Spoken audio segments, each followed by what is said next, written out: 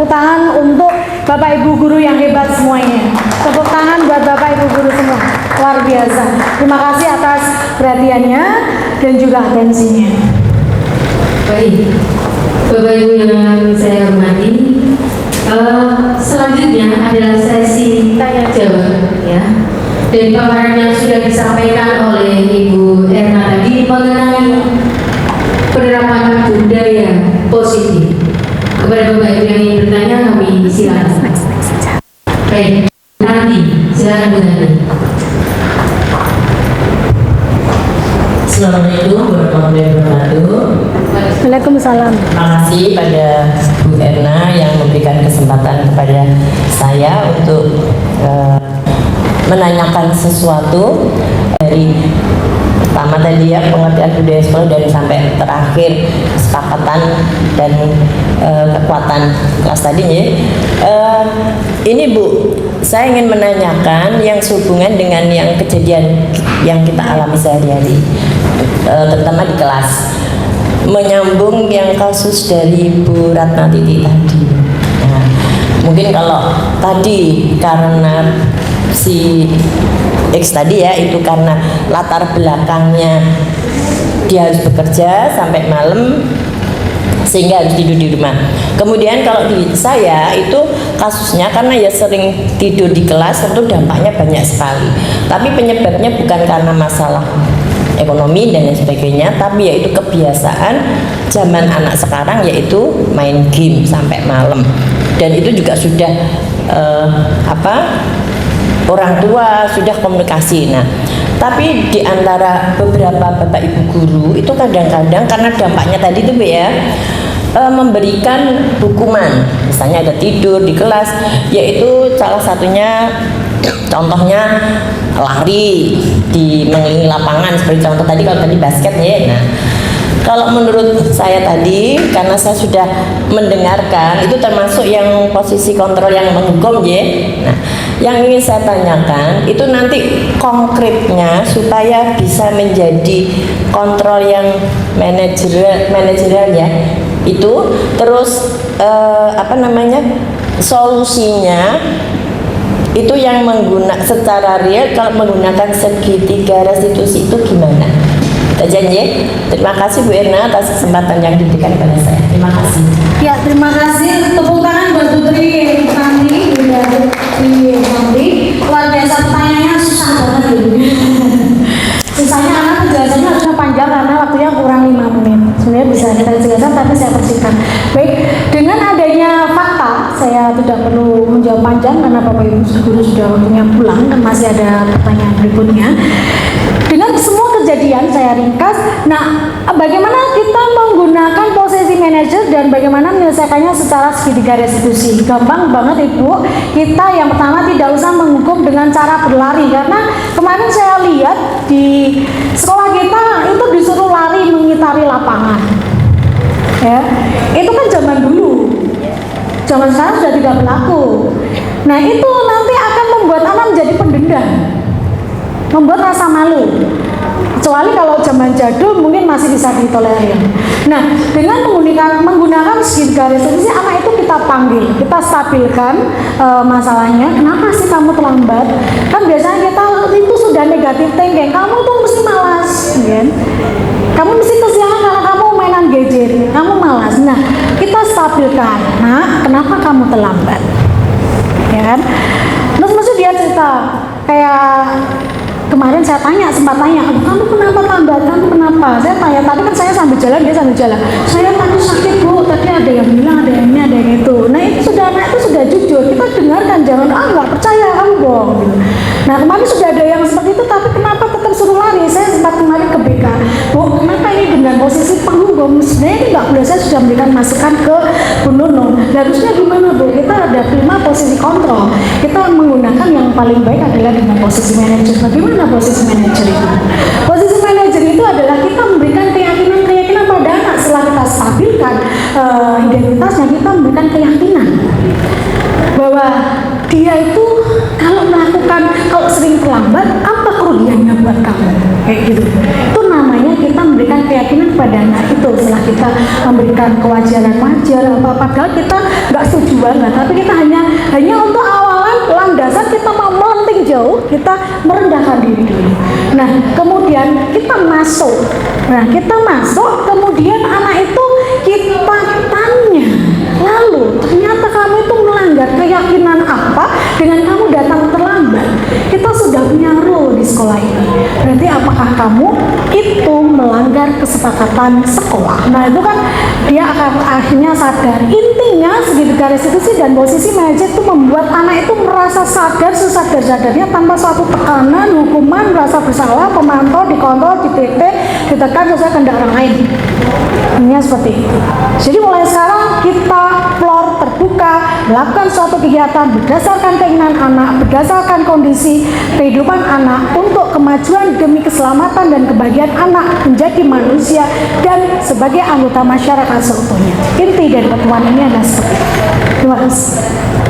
Baik, bagus sekali tadi jawaban untuk Bu Irna dan PMD dari bukanan Bapak Ibu sekalian. Ya, yang pada intinya adalah kita sebagai pendidik berusaha untuk listening dan understand. Yes. Ya, Bapak Ibu, pertanyaan kedua kami silakan. Baik, silakan Bu Rianti.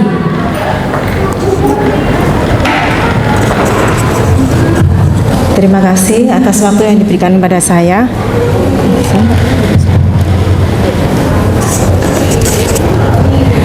Terima kasih Bu Irna atas waktu yang diberikan kepada saya. Saya juga sangat berterima kasih atas kesempatan ada diseminasi pada saat ini kami bisa mengikuti. Jadi hal ini bisa menjadi penyemangat bagi kami semuanya sebagai guru-guru agar juga bisa hebat seperti Bu Irna yang calon guru hebat juga. Terima kasih. Cuma begini Bu Irna, ini tadi sedikit saya mendengarkan dari urian Bu Irna yang sudah dijelaskan. Itu saya mendengar istilah tentang motivasi intrinsik. Tadi saya mendengarkan istilah itu karena ini waktunya sangat singkat sekali, jadi saya tanya juga singkat saja. Mohon untuk dijelaskan apa itu motivasi intrinsik dan mohon diberikan contoh di dalam kehidupan sehari-hari ketika kita mengajar ke siswa-siswa kita itu seperti apa. Begitu Bu Irna, terima kasih. Terima kasih, tepuk tangan buat Bu Sri Rianti yang sangat luar biasa, pertanyaannya sangat kritis sekali. Jadi motivasi intrinsik adalah motivasi yang muncul atau datang dari internal, dari dalam diri kita sendiri, bukan berasal dari out atau eksternal. Jadi misalkan kita itu ingin bekerja, motivasi dari dalam diri kita sendiri, misalkan bekerja tapi anak itu sedang masih sekolah, saya ingin nyambi kerja. Nah, motivasi internal aku pengen melu, saya ulangi, motivasi kalau dari luar, kalau aku pengen melu kalau koncoku. Jadi aku mau naik koncoku dodol, aku melu dodol. Nah itu eksternal. Nah yang dimaksud dengan internal adalah kalau untuk misalkan datang terlambat atau ini tadi jualan, adalah saya ingin berjualan karena saya ingin melatih daya juang saya untuk bisa saya mempunyai capability dalam hal jual beli supaya nanti saya ke depannya saya bisa mempunyai kemampuan untuk menjual sesuatu tanpa saya malu, seperti itu. Itu adalah motivasi intrinsik, adalah motivasi yang berasal dari dalam diri kita sendiri tanpa pengaruh orang lain. Jadi Bapak Ibu gini, motivasi intrinsik itu kita memerdekakan diri kita sendiri. Jadi yang namanya motivasi intrinsik itu adalah dorongan yang datang dari dalam. Orang yang merdeka itu adalah orang yang mampu melakukan sesuatu tanpa disuruh orang lain. Itu namanya orang merdeka. Kok orang merdeka kok masih menggantungkan orang lain, itu namanya tidak merdeka. Saya ulangi, jadi orang itu kalau yang dinamakan merdeka, dia bisa bahagia dengan kemampuannya sendiri tanpa tergantung dari orang lain. Jadi masih banyak murid yang tergantung dari orang lain. Jadi mari kita latih murid kita supaya tidak tergantung dengan orang lain. Caranya adalah memberikan motivasi intrinsik, yaitu motivasi yang biar anak itu melakukan atas kesadaran sendiri. Nah contohnya untuk kehidupan murid ataupun kehidupan guru ya itu tadi kembali pada diri kita. Aku ki janjane pengen ini karena apa, aku pengen melu kayak aku ki melakukan sesuatu karena saya ingin mendapat penghargaan. Saya ini melakukan sesuatu biar saya tidak dihukum, tidak boleh seperti itu. Kita harus menciptakan diri kita sendiri. Aku ki ora pengen telat ki guru-guru ben aku ki apa ya? Ben aku ki ora menjadi orang yang baik. Saya mendisiplinkan diri saya sendiri kayak gitu contohnya. Jadi intinya aku rak melu-melu wong, intinya gitu. Oke, terima kasih. Be ourselves, be yourself, you must self confidence. Oke, baik, terima kasih jawaban dari Bu Era dan pertanyaan dari Bu Rian di konser.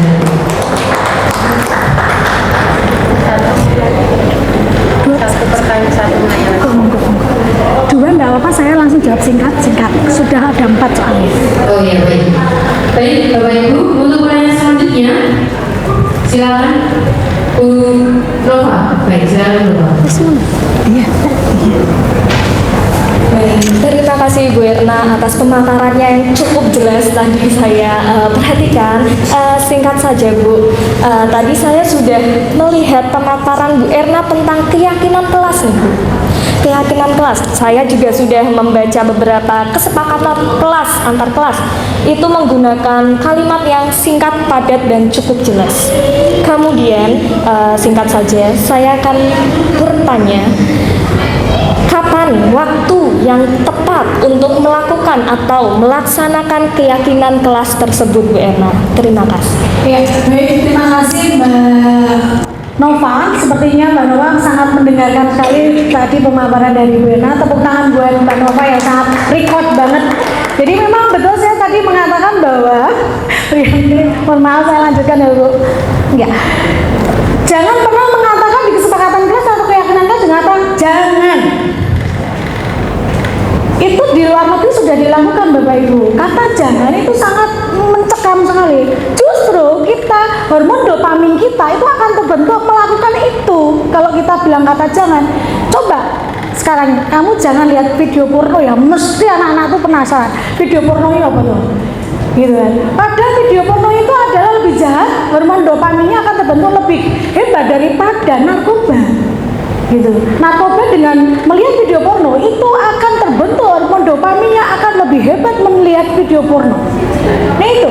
Jadi ketika membuat keyakinan kelas, usahakan jangan menggunakan kata jangan. Dan jawaban dari Mbak Nova adalah ketika di awal pembelajaran atau ketika ini saya tambahkan, ketika di tengah di kelas kita sudah morak-marik keadaannya. Kita kembali seperti tadi, kita perlu memantau keyakinan kelas dari waktu ke waktu. Begitu Bapak Ibu. Terakhir, monggo. Baik, itu satu pertanyaan terakhir. Ya, terima kasih untuk Bu Nova dan Bu Erna atas jawabannya. Ya. Satu pertanyaan terakhir. Baik, silakan Bu Tuti. Ya.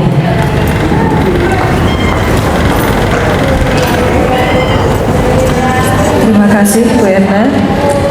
Saya mungkin langsung saja bertanya ya, karena tadi memang sudah dijelaskan panjang lebar tentang segitiga restitusi tadi. Sebenarnya apa sih keutamaan melakukan segitiga restitusi itu tadi? Itu saja Bu Erna. Terima kasih. Luar biasa, tangan buat Bu Tuti. Pertanyaannya sangat oh monggo Bu. Alhamdulillah ini mau. Terima kasih Bu, mohon izin untuk melakukan diseminasi budaya positif. Terima kasih. Baik, jadi pertanyaan Bu Tuti adalah apa sih keutamaan kita melakukan segitiga restitusi? Tadi sudah saya jelaskan langkah-langkahnya. Sekarang keutamaannya adalah kita akan membuat murid kita menjadi murid yang bisa menyadari kesalahannya dengan kembali ke komunitasnya dengan lebih percaya diri. Contoh, misalkan si A melakukan pembulian dengan si B, yang sudah terjadi di sekolah ini saya itu kaget dan tercengang. Nah, kamu ngapain di BDT? Saya mau keluar. Nah, kenapa? Saya dibully teman-temannya. Loh, kok saya nggak tahu? Ini sudah diurus sama BK apa belum? Itu kejadian di semester 1 kemarin. Saya minta minta nomor teleponnya, saya minta siapa yang membuli kamu. Kemarin baru sempat saya panggil, saya tanya, apa benar kamu membuli anak ini? Semua melakukan pembelaan. Gitu Bapak Ibu, kalau anak itu ditanya semua merasa aku ratong ngakak ya, ini mesti benar. Tapi kan kita bisa menyimpulkan bahwa yang salah, yang benar mana itu. Nah, keutamaannya adalah anak itu nanti kita kembalikan kepercayaan dirinya, supaya ketika tadi sudah dikucilkan dari satu kelompok, dia bisa kembali lagi, ayo aku tak dolanan meneh sama kamu, yuk kita rangkul bareng, aku raisin. Gitu. Saya nggak malu dengan kesalahan yang orang lain tuh memaklumi kesalahan saya. Intinya gini Bapak Ibu, ending dari pertemuan ini saya ucapkan terima kasih dan saya simpulkan bahwa ketika segala restitusi itu kita lakukan adalah kita itu membuat orang lain nyaman dengan kesalahan yang sudah mereka lakukan. Jangan sampai kita mengucilkan teman kita, bahkan teman sekerja kita pernah melakukan kesalahan terus kayak rasa dipek bulu monco, terus tahu ngelakuin kesalahan ini, aku bombek meneh. Jangan seperti itu. Itulah pentingnya segitiga restitusi. Ayo tak rangkul, ayo kembali dengan komunitas kita, bersama-sama kita teman sejawat guru. Begitu juga dengan murid. Gitu Bapak Ibu. Terima kasih. Demikian pemaparan dari saya. Billahi taufiq wal hidayah. Wassalamualaikum warahmatullahi wabarakatuh. Ya, baik, berikutnya lagi Bu Erna Setiawati. Ya. Tentang penerapan budaya positif. Terima kasih Bapak Ibu semua atas pertanyaan dan jelas sekali jawaban dari Bu Erna tadi ya, bahwa sebenarnya yang pertama adalah kita jangan berekspektasi terlalu tinggi pada murid-murid kita. Alangkah baiknya kita mendengar untuk memahami apa maunya mereka, supaya mereka memiliki keyakinan dan kepercayaan diri. Tinggal kita nanti membimbing dan mengarahkan. Lagi mengenai kesepakatan kelas di kelas-kelas yang dulu kita sebut sebagai kontrak pembelajaran, yang pada proses pembelajarannya di tengah-tengah perlu kita ingatkan kembali bahwa sebaiknya kita seperti ini dan jangan menggunakan kata jangan. Tadi poinnya seperti itu. Baik, demikian paparan dari Bu Erna. Selanjutnya adalah penguatan dari Ibu Kepala SMA Negeri 11 Semarang. Kepada Ibu Roro Triwidia Stuti, SPD kami, silakan. Terima kasih atas waktu dan kesempatannya. Assalamualaikum warahmatullahi wabarakatuh. Salam sejahtera untuk semua. Syukur alhamdulillah Bapak Ibu bisa hadir di sini dalam kondisi yang sehat. Siang-siang begini masih tetap semangat untuk mengikuti kegiatan ini. Selawat dan salam kita sanjungkan pada Nabi Agung Muhammad SAW yang kita nantikan syafaatnya di hari akhir nanti. Yang terhormat Bu Erna selaku pemateri atau yang melakukan diseminasi pada siang hari ini. Yang terhormat Bapak Ibu guru semuanya peserta diseminasi pada siang hari ini. Pada kesempatan ini saya akan menyampaikan sedikit penguatan bahwa intinya kita itu sebagai guru adalah orang tua dari siswa, orang tua kedua. Sama-sama orang tua, kita tentu ingin anak-anak kita itu bisa tumbuh dengan baik, tumbuh sesuai dengan kodratnya, sesuai dengan umurnya, sesuai dengan kebutuhan yang dia butuhkan saat itu. Nah, salah satunya adalah kebutuhan diberi kesempatan, diberi penghargaan. Penghargaan yang bagaimana? Apabila mereka baik, kita beri penghargaan yang baik pula. Apabila mereka kurang baik, kita beri peringatan, tetapi peringatan itu juga tidak melulu hukuman atau hal-hal yang terkait dengan seperti teguran, tapi teguran yang keras. Ingatkan dengan cara yang baik, dengan lemah lembut, karena belum tentu anak yang melakukan kesalahan itu berasal dari keluarga yang sama-sama selalu melakukan kesalahan atau notabene tidak menertibkan menertibkan atau tidak melakukan tata tertib yang seharusnya.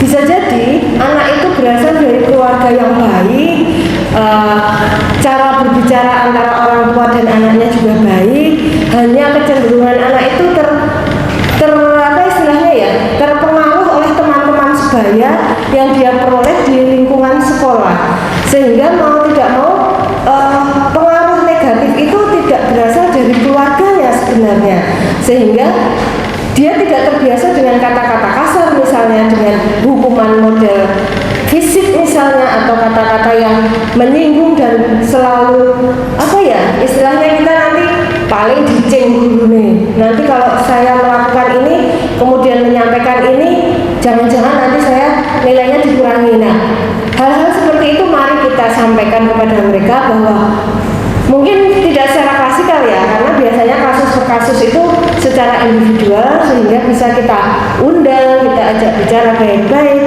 dan nanti hasilnya tentu berbeda dengan kalau kita memberi nasihat secara klasikal, menyelesaikan masalah secara klasikal juga, karena biasanya tiap anak itu punya rasa malu yang berbeda. Kadang disampaikan di depan umum, kalau anak yang bandel mungkin tidak masalah, tapi kalau anak yang punya perasaan peka itu akan menyakiti dia, tambah menyakitkan. Kata-kata temannya sudah menyakitkan, ditambahi kata-kata bapak ibu guru yang ternyata justru nambah dia sakit. Nah, harapannya hal seperti itu tidak terjadi. Tadi sudah disampaikan, diajak bicara, Bu Erna sudah memberi contoh, dipanggil, diajak bicara, dan akhirnya ketemu bundetnya, ruwetnya tadi seperti apa.